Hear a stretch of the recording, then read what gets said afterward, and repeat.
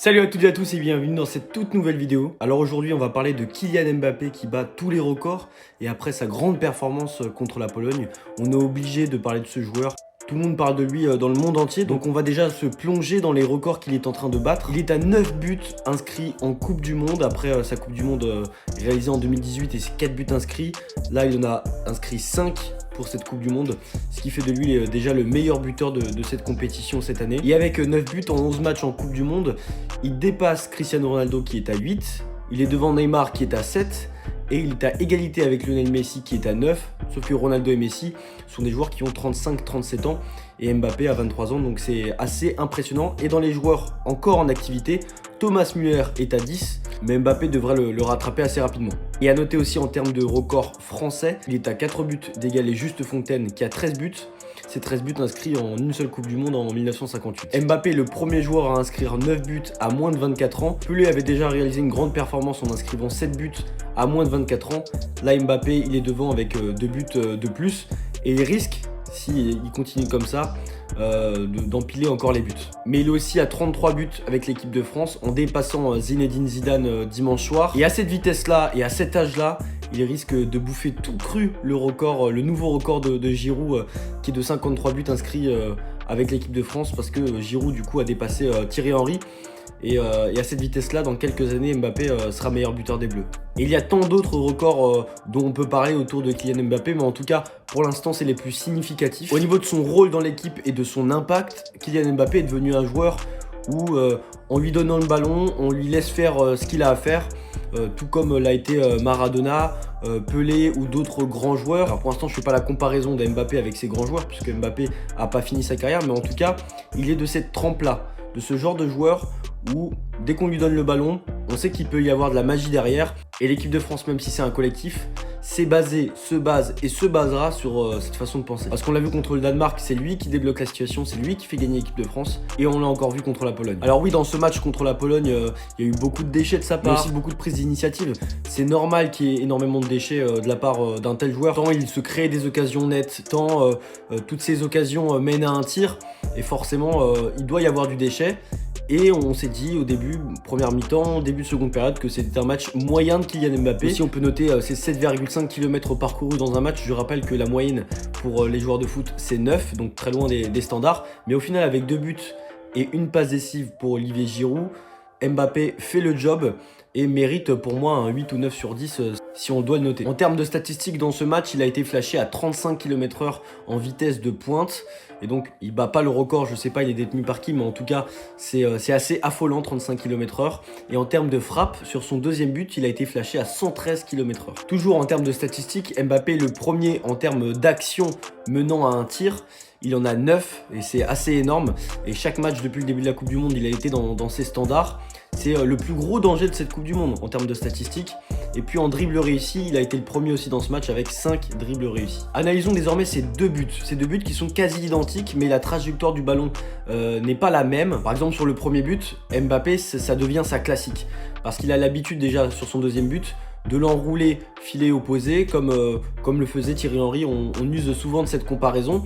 Mais sur le premier but, c'est-à-dire en s'ouvrant pied droit, donc en partant côté gauche et en s'ouvrant pied droit, il referme pour tirer premier poteau. Et cette façon de faire, on l'a vu beaucoup faire avec le Paris Saint-Germain. Il y a énormément d'exemples à prendre. Il l'avait fait contre le FC Barcelone en Ligue des Champions il y a 2 ans de ça. Et donc cette capacité de savoir où mettre le ballon, que ce soit à droite ou à gauche, c'est assez fort parce qu'il est dans des espaces assez réduits.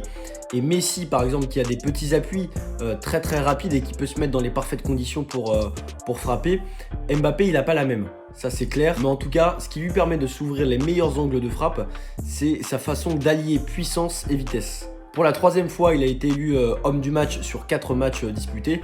Je le rappelle, il n'était pas titulaire contre la Tunisie, donc à chaque fois qu'il était titulaire, il a été élu homme du match. Et donc sur ces 2 premières fois où il a été élu homme du match, il ne s'est pas présenté en conférence d'après-match.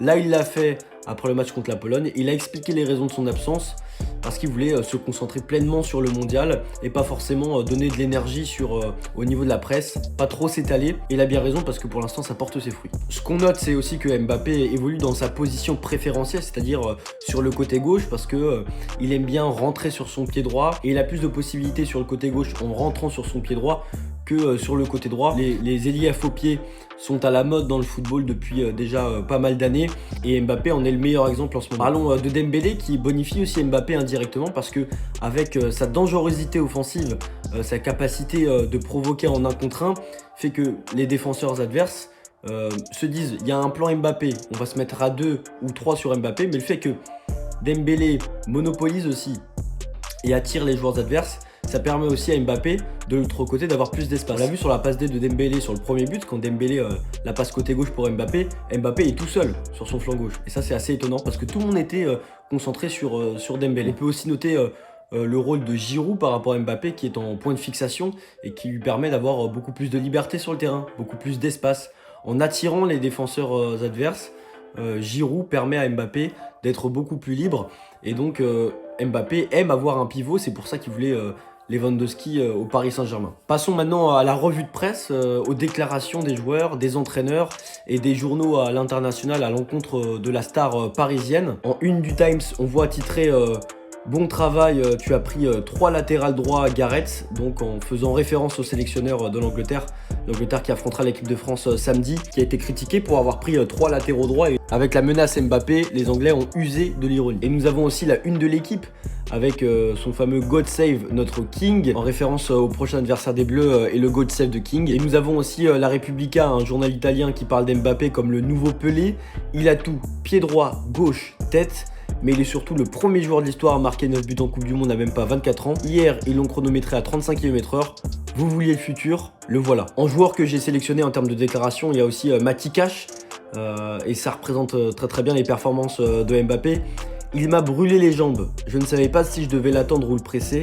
J'ai fait tout ce que j'ai pu. Quand il s'arrête puis démarre, je n'ai jamais vu quelque chose d'aussi rapide. Et puis enfin Del Piero qui dit tout simplement que Mbappé est fantastique. Globalement, du coup, vous l'avez compris que Mbappé, on dit de lui que c'est le meilleur joueur de la planète et en tout cas le meilleur joueur de cette Coupe du Monde pour l'instant. Mais on dira qu'il a marqué cette Coupe du Monde que si la France remporte cette compétition. Si la France ne remporte pas cette compétition, on dira d'Mbappé, voilà, il a fait un beau mondial, c'est super. Mais ce qui compte, c'est la victoire au bout pour dire c'est son mondial. Comme ça a été le cas pour Maradona en 86, c'est son mondial. S'il ne va pas en finale et remporte pas la Coupe du Monde, on peut pas dire que c'est son mondial.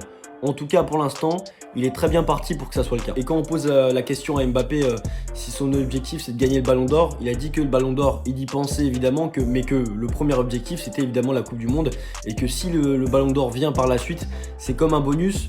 On voit que Mbappé, même s'il a gagné la Coupe du Monde en 2018, il a faim et il veut encore remporter une Coupe du Monde. Il veut être dans les mêmes standards que Pelé qui a remporté 3 fois la Coupe du Monde. Il veut pas juste être un très bon joueur, il veut faire partie des grands tout simplement. Je le rappelle, Mbappé marche sur tout le monde cette saison avec il est meilleur buteur de Ligue 1 avec 12 buts, meilleur buteur de Ligue des Champions avec 7 buts et meilleur buteur de la Coupe du Monde avec 5 buts. Ses compères en Coupe du Monde, Messi qui est à 3 buts, qui porte l'Albi Céleste comme à son habitude, pour l'instant ne sont pas au niveau affiché de Kylian Mbappé. Encore moins Neymar qui a fait son retour en tant que titulaire contre la Corée du Sud et qui a marqué. Mais en tout cas Mbappé est stratosphérique et on peut être content d'avoir un joueur comme lui. Il est passé par des phases difficiles, aussi son penalty raté contre la Suisse lors de l'élimination à l'Euro il y a 1 an et demi. On doit faire extrêmement confiance à Kylian Mbappé, mais surtout dans le football ça reste le collectif. Il ne faut pas se tromper de combat.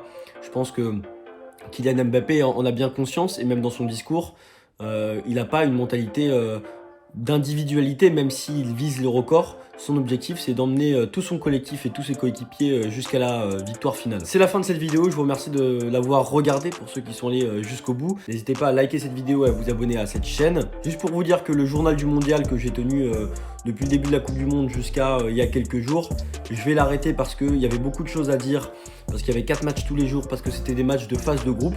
Aujourd'hui, je vais faire voilà, presque une vidéo par jour, mais plus focus sur quelque chose en particulier. Là, ça a été Kylian Mbappé. Donc, on va continuer cette aventure Coupe du Monde de cette manière et on espère une victoire des Bleus à la fin. En tout cas, je vous remercie de m'avoir suivi encore une fois et on se retrouve pour une prochaine vidéo. Ciao, ciao!